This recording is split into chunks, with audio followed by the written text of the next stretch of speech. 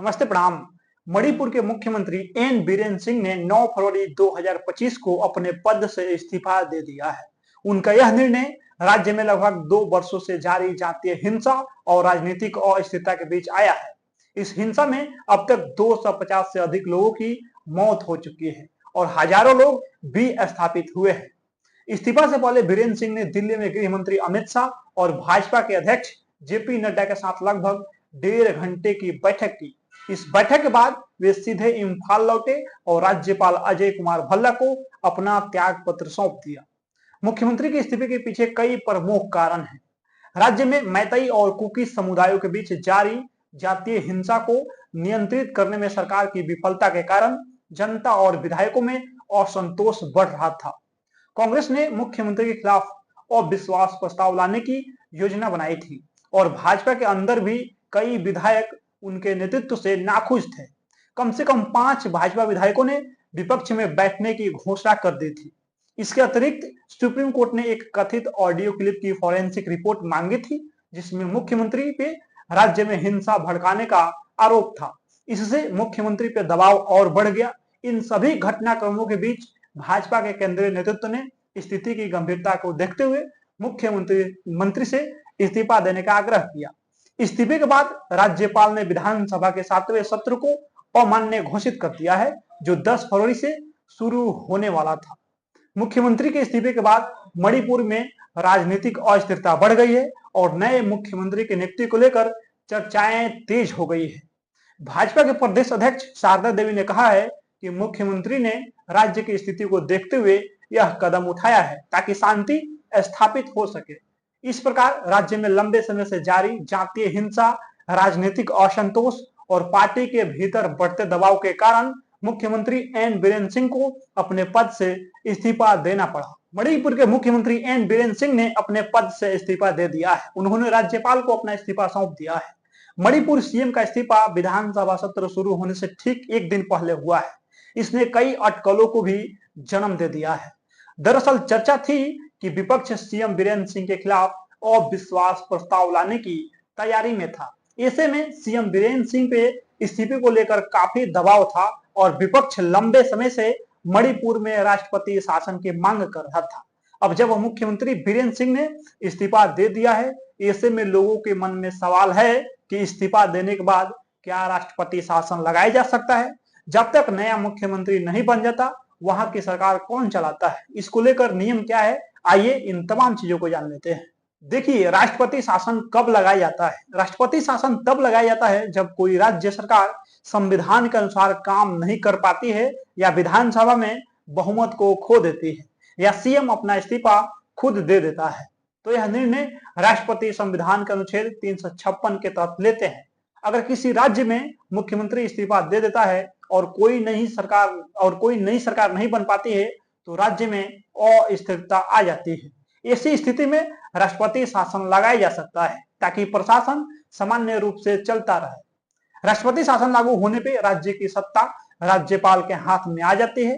राज्यपाल केंद्र सरकार के प्रतिनिधि के रूप में कार्य करता है और राज्य में प्रशासन चलाने के लिए सीधे राष्ट्रपति और केंद्र सरकार के निर्देशों का पालन करता है। राज्यपाल खुद से फैसले नहीं लेता है। वह केंद्र सरकार यानी प्रधानमंत्री और उनके मंत्रिमंडल की सलाह के आधार पर फैसले करता है। इस तरह राष्ट्रपति शासन के दौरान राज्य की प्रशासनिक शक्ति अप्रत्यक्ष रूप से केंद्र सरकार के पास होती है, क्योंकि राज्य में मुख्यमंत्री और मंत्री नहीं होते हैं। इसलिए राज्यपाल प्रशासनिक कार्यों के लिए वरिष्ठ अधिकारियों आईएएस आईपीएस की मदद लेता है। राज्यपाल कानून व्यवस्था बनाए रखने, बजट पास करने और जरूरी प्रशासनिक फैसले लेने के लिए नौकरशाही पे निर्भर रहता है। संविधान के अनुसार राष्ट्रपति शासन पहले 6 महीने के लिए लागू किया जाता है। यदि हालात नहीं सुधरते हैं तो इसे 3 साल तक बढ़ाया जा सकता है, लेकिन 1 साल के बाद इसे बढ़ाने के लिए संसद की मंजूरी जरूरी होती है। राष्ट्रपति शासन के दौरान राज्य की विधानसभा निलंबित हो जाती है या भंग कर दी जाती है। इस स्थिति में कानून बनाने की शक्ति राज्यपाल को मिल जाती है, जो राष्ट्रपति और केंद्र सरकार के निर्देशों पे नए कानून लागू कर सकता है। जब राज्य में नई सरकार बन जाती है और बहुमत साबित कर देती है, तब राष्ट्रपति शासन हटा लिया जाता है। इसके अलावा यदि केंद्र सरकार को लगता है कि हालात सामान्य हो गए हैं, तो भी इसे समाप्त किया जा सकता है। इस दौरान चुनी हुई सरकार न होने के कारण फैसले नौकरशाही और केंद्र सरकार के जरिए लिए जाते हैं, जिससे कभी कभी विकास कार्यों में देरी हो सकती है।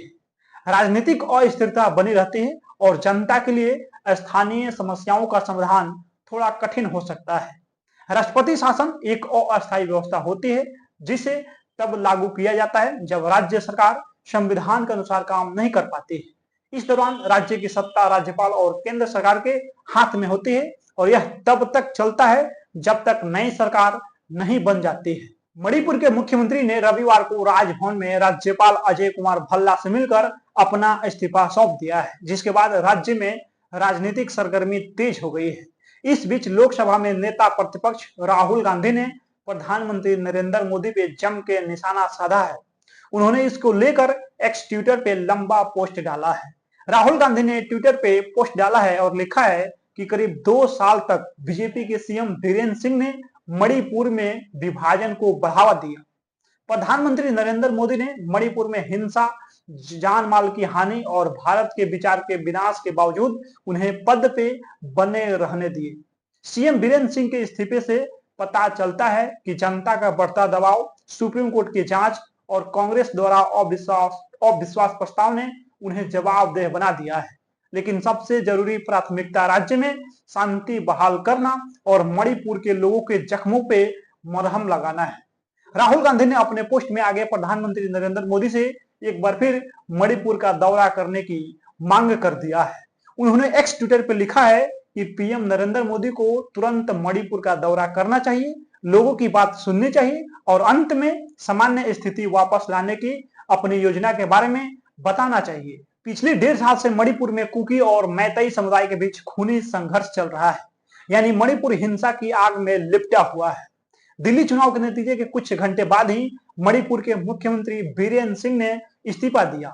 भाजपा सांसद और वरिष्ठ नेता संबित पात्रा मणिपुर में ही हैं और उन्होंने राज्यपाल अजय भल्ला से मुलाकात भी किया है। कहा जा रहा है कि वह मणिपुर में नए सीएम के नाम पे चर्चा के लिए वहां मौजूद हैं। मणिपुर के नए सीएम के लिए वहां के ग्रामीण विकास और पंचायती राज्य मंत्री युमनाम खेमचंद्र सिंह, कैबिनेट मंत्री टी विश्वजीत सिंह और विधानसभा स्पीकर टी सत्यव्रता का नाम सबसे आगे चल रहा है। मणिपुर में नए सीएम का चयन जल्द ही होने की संभावना है। सत्तारूढ़ दल नए सीएम के चुनाव के बाद इसकी आधिकारिक घोषणा करता है, जिसके बाद राज्यपाल की मौजूदगी में उन्हें शपथ दिलाई जाती है। नए सीएम को विधानसभा में विश्वास मत हासिल करना होता है। इसके बाद वह अपना मंत्रिमंडल गठित करते हैं। अब थोड़ा दिल्ली चुनाव के बारे में जान लेते हैं। दिल्ली चुनाव में केजरीवाल अब चुनाव हार चुके हैं और तीसी ने अपनी सीट बचा लिया है।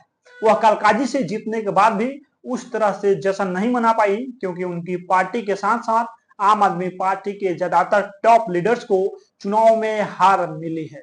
अब दिल्ली विधानसभा में तीसी के अलावा गोपाल राय और इमरान हुसैन ही आम आदमी पार्टी के ऐसे वरिष्ठ नेता हैं जो नेता विपक्ष का पद संभाल सकते हैं। अतीसी मुख्यमंत्री भी रह चुके हैं और लगातार बीजेपी पे हमलावर रहे हैं।